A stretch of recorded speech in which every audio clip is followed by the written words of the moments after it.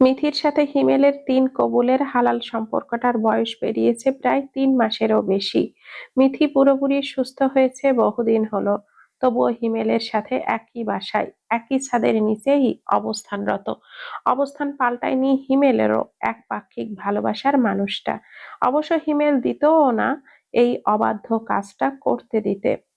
যে হিমেলকে মিথি এতদিন বুঝিয়েও বোঝাতে পারল না, সেই হিমেল ওই মানুষটাকে পাওয়ার পর যেতে দিত? এইটুকু ভেবেই হিমেল ছোট শ্বাস ফেলে হাসলো।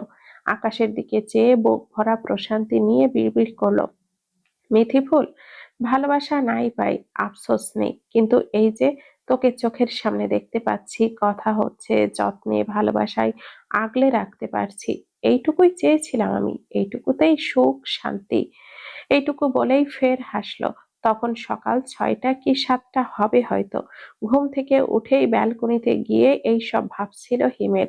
অতঃপর একটা সময়ে রান্নাঘর থেকে আওয়াজ ভেসে এলো, নির্ঘাত মিথি রান্না করছে। একটু পরেই টিউশনির জন্য ছুটবে আবার। হিমেল ততটা সময় গোসল সেরে নিল।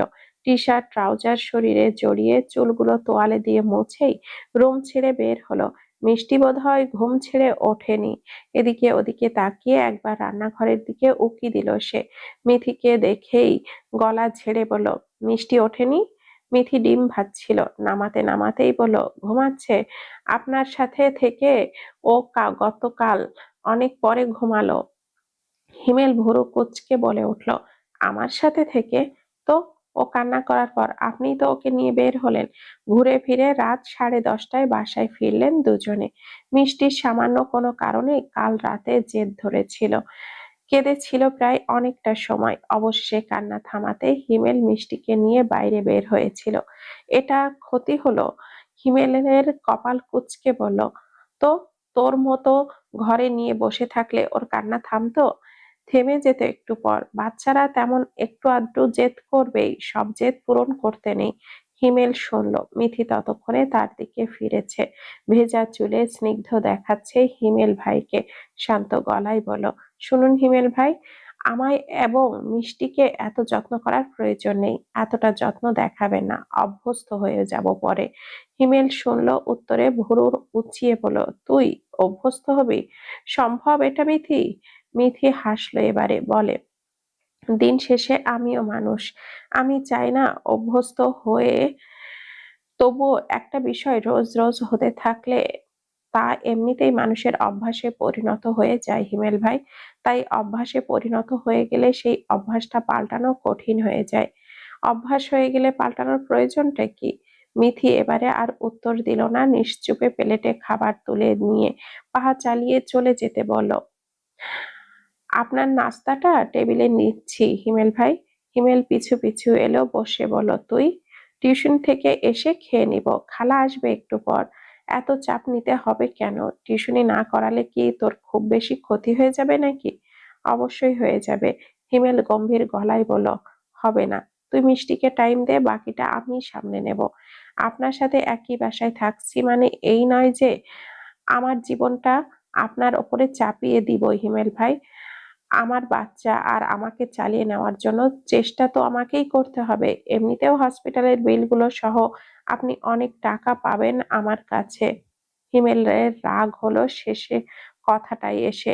মুখ চোখ কেমন গম্ভীর দেখালো যেন। ভুরু জোড়া কুঁচকে নিয়ে প্রশ্ন করলো, তো এখন টাকাগুলো পরিশোধ করবি নাকি?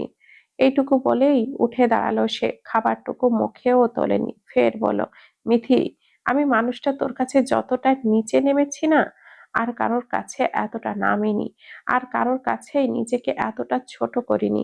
এমনকি আমার বন্ধু আইমানও আমার যথেষ্ট গম্ভীর হিসাবেই জানে। আর তুই, তুই কি ভাবিস আমায়? আমি মিথ্যে মিথ্যেই দেখাই সব? সন্দেহ হয় তোর আমার অনুভূতি নিয়ে? টাকা দিয়ে ভালোবাসার অঙ্ক গুনছিস তুই? মিথি পুরোটাই শুনলো, সাথে হিমেল মুখের ভাবও লক্ষ্য করলো। মনে মনে আওড়ালো, অনুভূতি নিয়ে সন্দেহ করার সুযোগ রাখেনি হিমেল ভাই, বরং এই অনুভূতিগুলো দেখিয়ে আমায় জড়িয়ে ফেলছেন এইভাবে। আমি জড়াতে চাইছি না, তবুও জড়িয়ে যাচ্ছি। কিন্তু এটা তো উচিত না। মুখে বলল, না। তাহলে বিশ্বাস করে উঠতে পারছিস না আমায়? কোন দোষে? মিথি এবারও ছোট শ্বাস ফেলে, মনে মনে আওড়ায়, এই মুহূর্তে এসে আমি যদি কাউকে খুব বেশি বিশ্বাস করি তবে সেটা আপনি। চোখ বুজেই বিশ্বাস করি আপনাকে হিমেল ভাই। অথচ মুখে ঠান্ডা গলায় বলল, কোনো দোষ নেই, আপনাকে আমি বিশ্বাস করি হিমেল ভাই। হিমেল তাচ্ছিল্য নিয়ে হাসলো, বলল, মনে হয় না। হিমেল সেই যে সকালে বের হলো, এখন রাত 11:30। বাইরে বৃষ্টি হচ্ছে বেশ, অথচ হিমেলের ফেরার নাম নেই। এতটা দেরি এই 3 মাসে হিমেল কখনো করেনি। সব সময় তাড়াতাড়ি বাসায় ফিরেছে, অথচ আজ ফেরার নাম নেই। খালার কাছে শুনেছে সে দিনে 2বার কল করে মিষ্টির সাথে বকবক করেছে, কিন্তু সন্ধ্যার পর থেকেই মিথি যে এতগুলো কল দিল, একবারও কল তুললো না হিমেল, একবারও না। মিথির চিন্তা হচ্ছে এতটা সময় শান্ত থাকলেও এখন অস্থিরতা অনুভব করছে, অথচ কল করে খোঁজ নেওয়ার মতো কেউ নেই।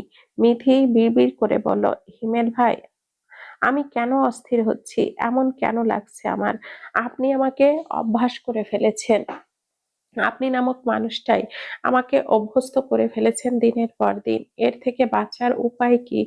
যদি পুরোপুরি অভ্যস্ত হয়ে যায় তখন? এইটুকু বলেই হাঁসফাঁস করলো সে। শেষে উপায়ান্তর না পেয়ে মিথি আইমানকেই কল দিল। কল তুলতেই জানালো, আইমান ভাই কোথায় আছেন? হিমেল ভাইকে, ভাই কোথায় জানেন? মিহির কণ্ঠে স্পষ্টই অস্থিরতা টের পাওয়া গেল যেন, অথচ অস্থিরতাকে গুরুত্ব না দিয়েই উত্তর এলো, আমি তো বাসায় মিথি। হিমেল কোথায় তা তো জানি না। কেন, কিছু কি হয়েছে মিথি? মিথি ভেবেছিল আইমানের সাথে থাকবে হিমেল, অথবা আইমানের থেকে কোনো উত্তর পাবে, অথচ পেল না। হতাশ হয়ে বলল, না কিছু হয়নি। এটুকু বলেই কল রাখলো। অস্থিরতা নিয়েই পায়চারি করছিল আর কল দিচ্ছিল হিমেলকে। সিঁড়িতে কারোর পায়ের আওয়াজ হলেই একটু পরপরই দরজা খুলে দেখছিল হিমেল এসেছে কিনা, অথচ সেই হিমেল আরো প্রায় 1 ঘন্টা পর এলো। ধীরে সুস্থে কলিং বেল বাজালো। মিথি এক মুহূর্ত দেরি করলো না, দরজা খুলেই হিমেলকে দেখে প্রথমেই বলল, এত দেরি? এতটা সময় কোথায় ছিলেন হিমেল ভাই? হিমেলের শরীর ভেজা, শার্টটা লেপ্টে আছে শরীরে। সে ভেজা শরীর নিয়েই বাসায় পা রেখে সে বলল, এত তাড়াতাড়ি দরজা খুললি, দরজার পাশেই বসেছিলি নাকি? মিথি উত্তর না করে আবারও জিজ্ঞেস করলো, এতটা সময় লাগলো আপনার? কোথায় ছিলেন? কেন, হঠাৎ খোঁজ করছিস যে?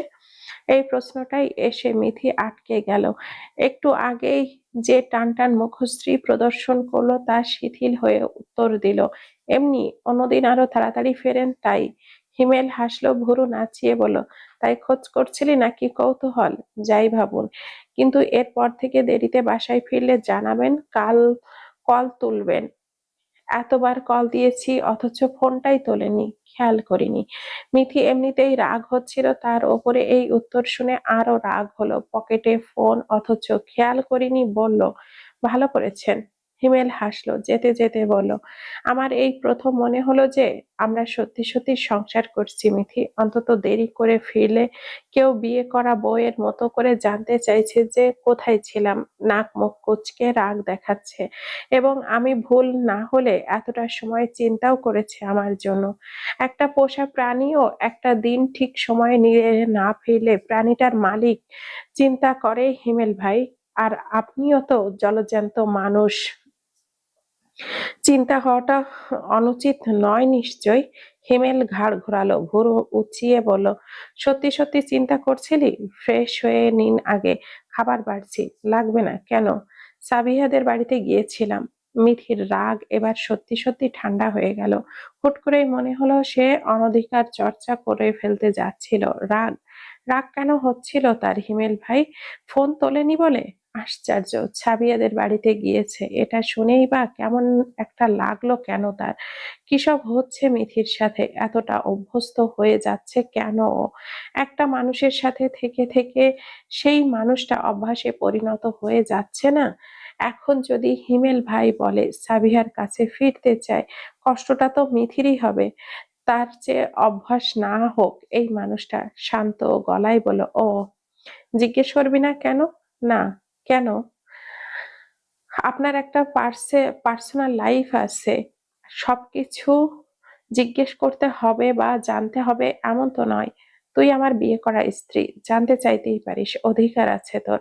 মিথি হাসে বলল, আপনি জীবনে যাই কিছু করুন হিমেল ভাই, আমি কৈফিয়ত নিব না। সবকিছুর কৈফিয়ত নিতে হয় না, মানুষের ব্যক্তিগত বিষয় থাকতে পারে। হিমেল মিথির সামনে এলো, উত্তর করলো, তুই আমার এতটা দূরের কেউ নোস মিথি, জিজ্ঞেস করলে উত্তর লুকিয়ে রাখতাম না আমি।